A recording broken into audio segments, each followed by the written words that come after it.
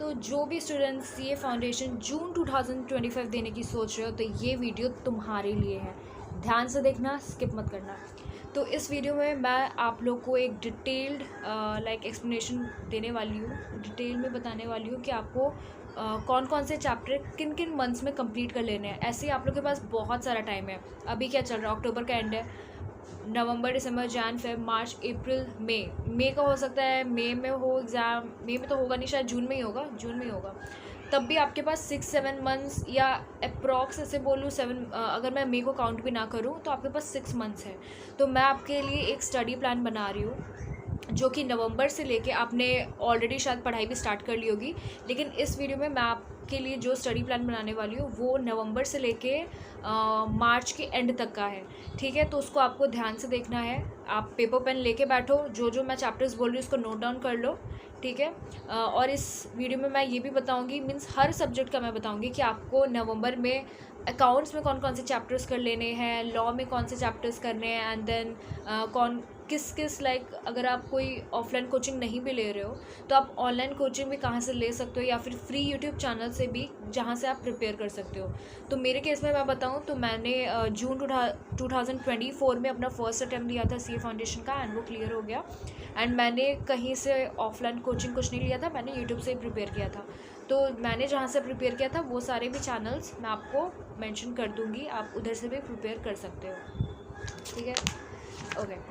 तो सबसे पहली बात, अकाउंट्स की बात करें तो अकाउंट्स में भी मतलब मैं जो चैप्टर्स आपको बता रही हूँ ना, अगर आपने उस मंथ में सिर्फ उतने ही चैप्टर की 2-3 चैप्टर ही मैं हर मंथ में आपको बताऊँगी। जैसे अकाउंट्स में भी नवंबर में सिर्फ आपको 3 चैप्टर करने हैं, लॉ के भी 3 चैप्टर करने हैं, ऐसे करके ही अगर आपने इसको अच्छे से कर लिया, मज़े भी करोगे। आपको ऐसा नहीं है कि फ्रेंड का बर्थडे पार्टी मिस करना पड़ रहा है, या दिवाली नहीं मना पा रहे, होली नहीं मना पा रहे, ऐसा कुछ नहीं होगा। अगर आपने इसको सही से कर लिया ना तो इन्जॉय करके एकदम मस्त तरीके से तुम पढ़ पाओगे, और तुम्हारा हो सकता है रैंक भी आ जाए। रैंक क्यों बोल रही हूँ, क्योंकि तुम्हारे पास अभी बहुत टाइम है। अगर 2-3 मंथ्स होते तो रैंक का मैं बात नहीं भी करती, लेकिन तुम्हारे पास इतना टाइम है ना कि तुम अच्छे से प्रिपेयर अगर हर चैप्टर को करोगे तो तुम्हारे रैंक भी आ सकते हैं। तो ओके, स्टार्ट करते हैं वीडियो को। अकाउंट्स में बात करें तो नवंबर के मंथ में आपको करना होगा BRS, bank reconciliation statement, depreciation and amortisation जो है चैप्टर वो, और preparation of final accounts of sole proprietor. ठीक है, तो ये 3 चैप्टर करने। अगर आप कॉमर्स बैकग्राउंड से आ रहे हो, अगर आपने क्लास 12 कॉमर्स से किया है तो ये आपके लिए बहुत ईजी चैप्टर रहने वाले हैं। अब करना कैसे वो मैं बता रही हूँ। ऐसा नहीं कि लेक्चर देखा, इलस्ट्रेशन कर लिया, हो गया, नहीं। आपको लेक्चर देखना है, अच्छे से समझना है। ठीक है, फिर बाद में आप अपने बुक को रीड करना। रीड करने में इसलिए बोल रही हूँ अकाउंट्स में भी, क्योंकि ट्रू फॉल्स भी बनते हैं। ठीक है, तो ट्रू फॉल्स तभी आपके बन पाएंगे जब आपका कॉन्सेप्ट बहुत अच्छे से क्लियर होगा। तो ट्रू फॉल्स के लिए आपको थोड़ा रीडिंग लगाना होगा। रीडिंग लगाओगे ना तो तुम्हारा अकाउंट्स में इंटरेस्ट भी थोड़ा बनेगा। ठीक है, क्योंकि तुमको कॉन्सेप्ट क्लैरिटी जब होगा ना तो अकाउंट्स में तुम्हारा खुद इंटरेस्ट बनने लग जाएगा। तो तुमको लेक्चर देखने के बाद में रीडिंग लगाना है, इलस्ट्रेशंस तो सारे करने ही है, साथ में तुमको बैक क्वेश्चंस भी करना है। एंड बैक क्वेश्चंस ऐसा नहीं कि तुम छाप के कर ले रहे हो, खुद से करो। ठीक है, बिना देखे करो, क्वेश्चन देखो, खुद से करो। जहाँ अटकोगे उस टाइम में तुम आंसर को देख सकते हो, ऐसे कर लेना। MTP RTP मैं अभी नहीं बता रही हूँ, तुम लोग इतने चैप्टर करो, बहुत अच्छा रहेगा तुम्हारे लिए। तो ये 3 चैप्टर तुमको तुम्हारे नवंबर मंथ में कंप्लीट करना है बहुत अच्छे तरीके से। अभी MTP RTP छोड़ दो, अभी ये नहीं करना है। ठीक है, लेकिन अगर तुमको मैं बोल रही हूँ बैक क्वेश्चन इलस्ट्रेशंस तो बहुत अच्छे तरीके से करना है उसको।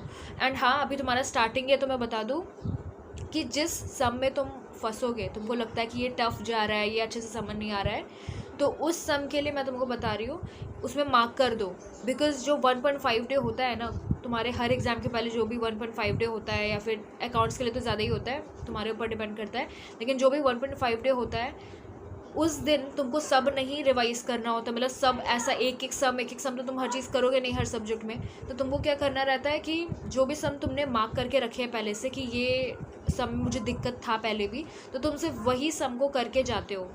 तो तुमको अभी से अपने 1.5 डे के लिए प्रिपेयर करना है, एंड तुमको अभी से मार्क करके रखना है कि मेरे को इस सम में दिक्कत होता है। तो तुमको जब भी तुम्हारा एग्ज़ाम आने वाला होगा तो तुमको वही सम में ज़्यादा फोकस करना होगा, ज़्यादा ध्यान देना होगा। ओके, तो नवंबर में तुम ये करोगे, 3 चैप्टर्स हो गए। देन दिसंबर में तुमको करना है अकाउंटिंग प्रोसेस, बिकॉज उसमें से rectification of error, trial balance का थोड़ा मोड़ा आ जाता है और जर्नल एंट्री का भी कॉन्सेप्ट वगैरह है। तो अकाउंटिंग प्रोसेस करना है, इनकम्प्लीट रिकॉर्ड्स करना है एंड कंपनी अकाउंट्स करना है। ये 3 चैप्टर करोगे, ठीक है। उतना भी ज़्यादा नहीं है, तुम समझो ना दिन में 24 घंटे हैं भाई। तुमको अभी हर सब्जेक्ट में भी थोड़ा थोड़ा बता दूंगी, तो वो तुमको तुम्हारे लिए मैं एक टाइम टेबल का भी वीडियो बना सकती हूँ। अगर तुम लोग बोलोगे मैं तभी बनाऊँगी, वरना भाई मेरे पास भी टाइम नहीं है ज़्यादा। तो तुमको अगर चाहिए होगा, नीड होगा उस वीडियो का, तो मैं बना दूंगी वीडियो, जिसमें मैं बता दूंगी कि तुमको नवंबर के कितने डेट तक कौन सा चैप्टर करना है। जैसे लॉ का भी है तो तुमको कितने डेट से कितने डेट तक तुमको इस चैप्टर को कंप्लीट करना है। वरना स्टूडेंट्स का क्या रहता है, टाइम एकदम बहुत सारा है, तो एकदम आराम से लेट के पढ़ेंगे, धीरे धीरे और कंप्लीट ही नहीं हो रहा है चैप्टर, तो वो हालत ना हो, इसलिए मैं बना सकती वीडियो। अगर तुम बोलोगे तभी बनाओगी, वरना नहीं बनाऊँगी, ठीक है। तो तुम्हारा दिसंबर का मैंने 3 चैप्टर्स तुमको बता दिए हैं। इन्वेंट्री शायद बताई, ठीक है, इन्वेंट्रीज बोली थी ना। तो फिर बाद में अब तुम्हारा जनवरी में तुमको करना है bills of exchange, NPO and partnership, ठीक है। ये 3 चैप्टर्स करने हैं। एंड फरवरी में तुमको, अगर मैंने इन्वेंट्री नहीं बताया तो इन्वेंट्री कर लेना और चैप्टर 1 थियोरेटिकल फ्रेमवर्क कर लेना, ठीक है। बाकी मेरे को तो नहीं लगता कि कोई चैप्टर रह गया है, तो हाँ इतने तुमको करने हैं। अगर कोई चैप्टर मैंने स्किप कर दिया ना तो उसको भी कर लेना फरवरी में। तो तुम्हारा फरवरी के एंड तक तुम्हारा बहुत अच्छे तरीके से हो जाएगा। तुम, और ऐसा नहीं है कि तुमको बीकॉम अगर तुम कर रहे हो तो बीकॉम के बुक से कुछ सम कर लिया, इस बुक से उस बुक से, कुछ नहीं। तुम्हारा अगर ये फर्स्ट अटैम्प्ट है ना तो तुम्हारे लिए बता रही हूँ, वरना बाकियों को पता है ऑलरेडी। अगर तुम्हारा फर्स्ट अटैम्प्ट है, बता दे रही हूँ कि ये जो ICI का जितना भी स्टडी मटेरियल जो कुछ भी तुमको दिया जा रहा है, वही तुम्हारे लिए गीता, बाइबल, क्या बोलूँ, कुरान, सब कुछ तुम्हारा यही है। तुमको कुछ भी अलग बुक परचेस करने का ज़रूरत नहीं है, किसी इस फैकल्टी का उस फैकल्टी का तुमको कुछ भी करने का ज़रूरत नहीं है। तुम सिर्फ इसी को करोगे, तुम पास भी होगे, तुम रैंक भी लाओगे। तुमको कोई आलतू फालतू इधर उधर का बुक करने का ज़रूरत नहीं है, बिकॉज सम्स इसी में से बनते हैं। पूरा तुमको सेम तरह का ही सम इसमें से दिखेगा, ना कि कोई और बुक से, ठीक है। तुमने ये कर लिया। देन अकाउंट्स के लिए मैं बोलूँ तो बहुत सारे ही हैं वैसे फैकल्टी, लेकिन मैं जहाँ से पढ़ी थी मैं तुमको वही सजेस्ट कर दे रही हूँ। कोई पेड प्रमोशन है नहीं भाई, चैनल ही मेरा छोटा है, सो ये मत सोचना कि मैं कोई पेड प्रमोशन कर रही हूँ या मतलब किसी फैकल्टी का ज़्यादा बोल रही हूँ, यूट्यूब चैनल का ज़्यादा बोल रही हूँ। मैंने पढ़ा था ग्रूमिंग एजुकेशन अकेडमी से, तो तुम उसी से कर सकते हो। मैं ये क्यों सजेस्ट करती हूँ, क्योंकि बहुत सारे साइंस बैकग्राउंड के, आर्ट्स बैकग्राउंड के भी स्टूडेंट्स होते हैं, एंड वो एकदम बेसिक से स्टार्ट कराते हैं। लाइक तुमको जर्नल एंट्री भी एकदम अच्छे से, डेबिट क्या है, क्रेडिट क्या है, डेबिट क्यों करना है, क्रेडिट क्यों करना है, एसेट क्यों डेबिट होगा, लाइबिलिटी क्यों क्रेडिट होगा, सब कुछ बहुत अच्छे से समझाते हैं। एंड अगर कॉमर्स बैकग्राउंड वाले भी क्लास 12 पहले कर चुके हैं तो उनका भी बहुत अच्छी तरीके से रिवीजन हो जाएगा, और अगर उनका कॉन्सेप्ट सही से नहीं क्लियर होगा तो वो भी क्लियर हो जाएगा। तो इसलिए मैं बताती हूँ कि तुम इनके चैनल से कर लेना। देन फिज़िक्स वाला भी है, और फिर और भी है, CA हार्दिक सर है, CA हार्दिक मंचंडा नाम है कि क्या है, कुछ है। मैंने किया नहीं उनके पास से, लेकिन मैंने 1-2 लेक्चर्स उनके भी देखे हैं। लेकिन मैं ग्रूमिंग एजुकेशन अकेडमी इसलिए बोलती हूँ बिकॉज उसमें ना तुम्हारा ज़्यादा टाइम वेस्ट नहीं होगा लाइव क्लासेस में, वरना ना फैकल्टी बात करेगा स्टूडेंट से तो थोड़ा रहता है, टाइम वेस्ट करने का रहता है। लेकिन तुम पढ़ सकते हो, अभी तुम्हारे पास टाइम भी है, तो तुमको अगर है ना ऐसा कि अच्छे से इंटरेस्ट ले लेके पढ़ूँ, हंसी मज़ाक करके पढ़ूँ, तो तुम लाइव क्लासेस वगैरह भी ज्वाइन कर सकते हो अगर तुमको करने का रहेगा तो, ठीक है। अकाउंट्स का हो गया। देन तुम्हारा नवंबर में, मैं लॉ की बात करूँ तो लॉ में तुमको करना है sales of goods act and Indian partnership act. नवंबर में ये सिर्फ 2 एक्ट को करो, बहुत अच्छे से करो, ठीक है।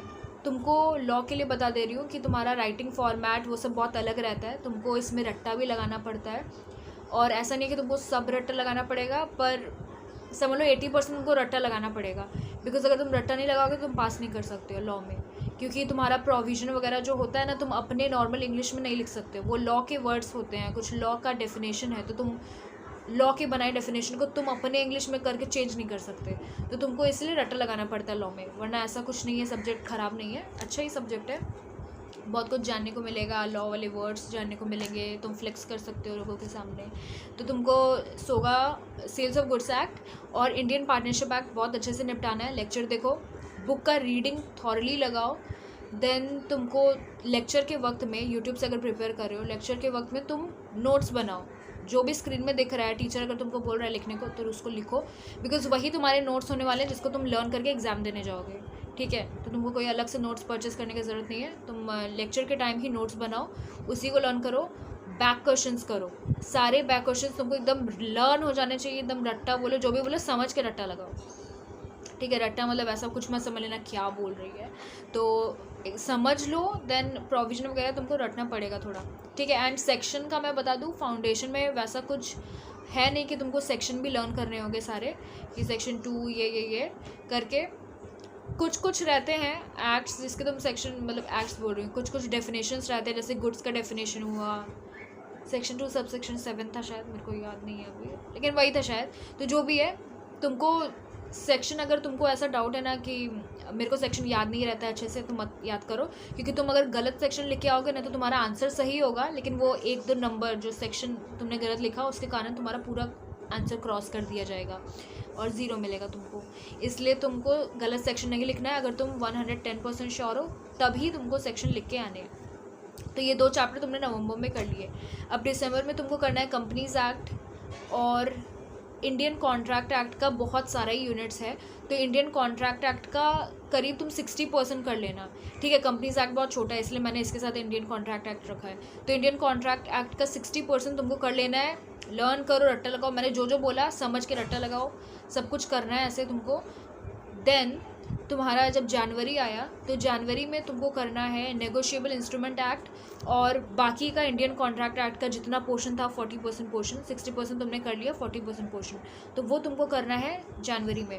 एंड फेब्रवरी में फिर तुमको करना है LLP and Indian regulatory framework.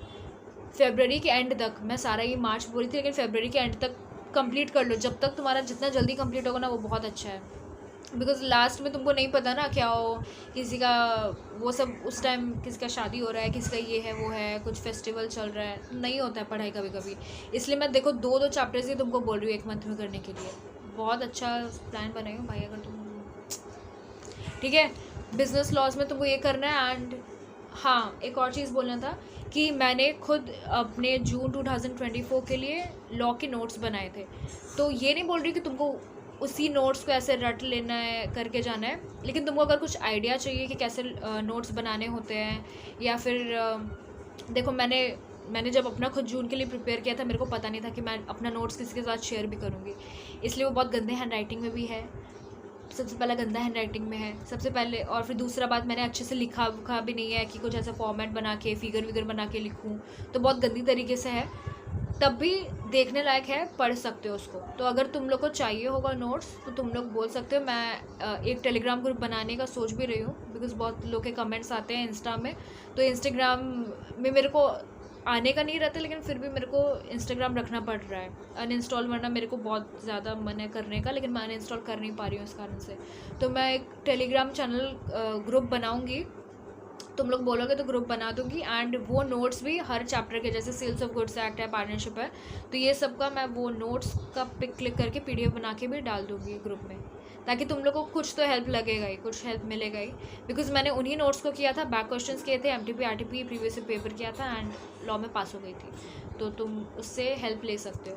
ठीक है, तो तुमको ये पूरा अच्छे से करना है, एंड अगर तुम कर लोगे ना भाई, तुमको कोई तरह का दिक्कत नहीं होने वाला है, मतलब कि सिलेबस कंप्लीट नहीं हो रहा है, एंड तक तुम रो रहे हो, फिर बाद में तुम 60 डेज स्ट्रैटेजी वीडियो देख रहे हो, तुमको ये सब कोई ज़रूरत नहीं पड़ेगा।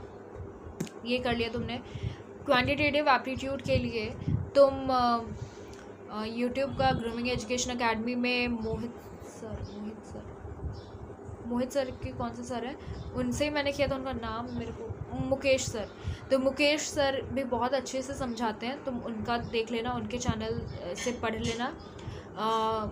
आकाश अग्रवाल दी मैथ्स ट्यूटर जो हैं, उनके चैनल से भी तुम रिवीजन कर सकते हो, बिकॉज लेक्चर्स वो बनाए हैं कि नहीं बनाए मेरे को याद नहीं है, पर मैंने रिवीजन सारा और टास्क सीरीज़ वगैरह सब कुछ उनके चैनल से किया था। तो आकाश अग्रवाल सर का तो चैनल भाई तुम सब्सक्राइब करके पहले से ही रख दो, बिकॉज एग्ज़ाम आएगा ना, तो उनका टास्क सीरीज़ से ही, मतलब कि वो प्रीवियस पेपर एमटीपी आरटीपी सब कुछ सॉल्व कराते हैं एंड वो तुम कर लोगे, तुम्हारा 60+ मार्क्स निश्चित है।